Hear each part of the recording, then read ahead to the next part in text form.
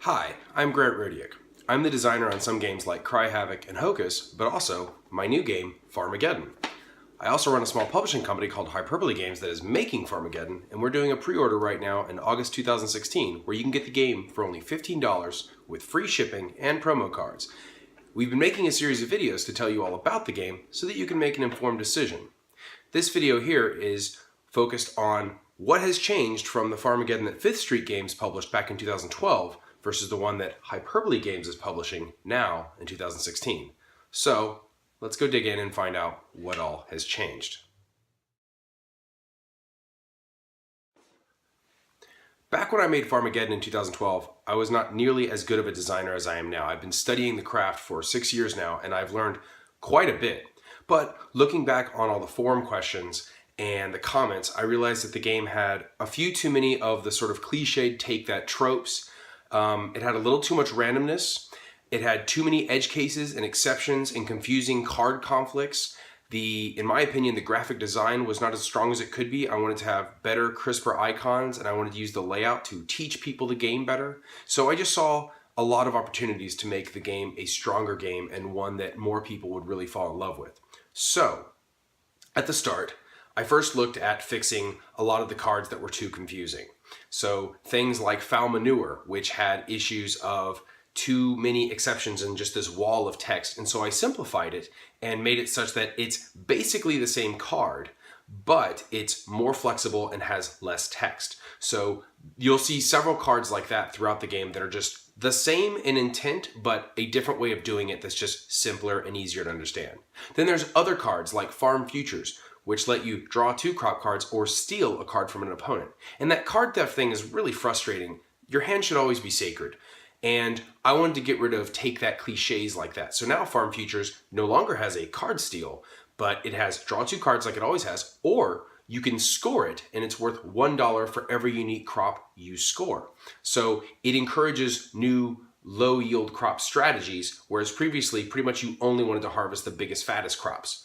So more strategies. There's other changes that we've made to encourage that further. For example, there used to be 3 planting fields in the middle of the table that you all had to fight over. You couldn't plant unless you had a planting field. Now this added a nice light area control mechanism, but what it also meant is that if you had the wrong cards or your opponents were playing a certain way, you might go 4 or 5 turns without planting, and I hate that. I hate that experience, and I hate that other people might have that experience. So on a whim, we removed the fields, and it turned out that the game didn't really change that much. It removed that frustration of being blocked, but it also allowed for so much more strategy. So now you could plant 6 crops if you want, but then you won't have the fertilizer to harvest those 6 crops. So that core tension of hand management is still there, and it's even stronger. You still have a few dust bowls in the game, and I'm going to get to dust bowl in a second. So if someone gets too greedy or too ambitious, you could still punish them for that. But you know that the farmer deck will only go through once now instead of multiple times. So you know that if 2 of the dust bowls are out already, you know that you have less risk of hitting that other one. And then there's plenty of ways to mitigate that. So we removed the fields. That's one of the biggest changes. You're also going to see things like the crop deck distribution has changed. It used to be 60 normal crops, i.e. the ones that were not FrankenCrops with special text. And then there was one each of 10 FrankenCrops that would add special behaviors. The FrankenCrops are really fun and people really liked them. And so what we did instead is now there's only 40 normal crops and there's 20 FrankenCrops. There's still 10 unique ones, 11 if you include the promo card, but there's 2 of each of them. So now there's 20, 1/3 of the deck are FrankenCrops, which means you're going to see more of them and there's going to be more fun combos. So probably the biggest change that we did is just fundamentally revising the balance of all the cards and what they do. We tried to make them all more interesting, but also more constrained in a way that you can't just, shoot cards out of your hand. Some of them were already pretty good. Foreclosure cost you effectively 2 cards to buy a card from someone and harvest it. That's actually a pretty decently balanced card. Now we simplified it. It used to have this dynamic scale. Now it's just an outright, if you're going to take a card from someone, you have to pay them with 2 crop cards. But then other cards like Dust Bowl, you must now discard a farmer card to do that.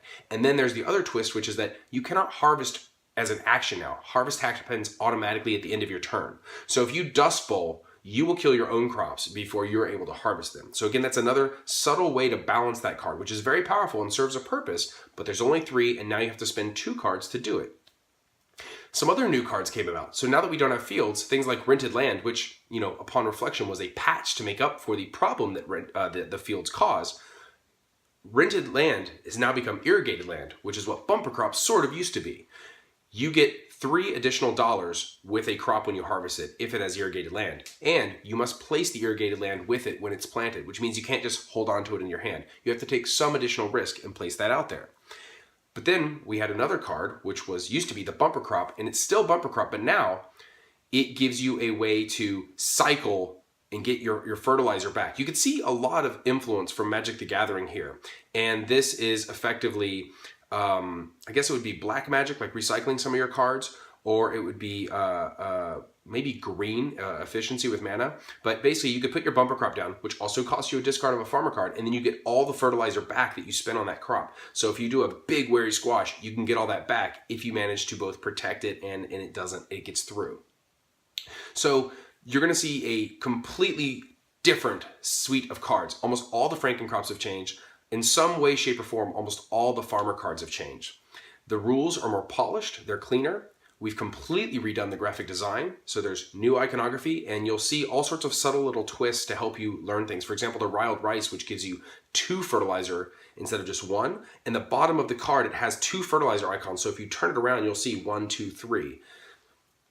So it's a completely different game. We've completely remade Farmageddon. We completely rebalanced it. We made it a stronger game that there's more skill and strategy involved. There's more combos than ever. There's fewer weird exceptions. The cards no longer have problems. You'll find that you shouldn't need to ask me questions. Like, I'll happily answer them, but in the past I could see where you could get confused, but you shouldn't have that now, and that's due to the thorough testing. So in a nutshell, that is what has changed in the new Farmageddon. Completely revised cards, completely rebalanced, removed a lot of the take that. There's fewer theft cards, there's fewer destruction cards, and there's more cards that do interesting engine and combo things. Completely new graphic design, got rid of the fields, and a few other rule tweaks, as well as the deck distribution. I'm so proud of the game. I love playing the game, and you can see it where some of the testers went ahead and bought like 3 and 4 copies to hand out at Christmas as soon as I put the pre-order up. And speaking of pre-order, you can now pre-order the game throughout August for only $15. That includes free shipping, the 2 promo cards, and if you want, here's Farmageddon, you can also include Hocus in your order, which is also $15 by itself with promos, or you can get both of these games for only $28. So that's about $14, again, free shipping. So thanks a lot for watching. If you have any questions, put them below in the comments and I'll happily answer them. Thanks a lot.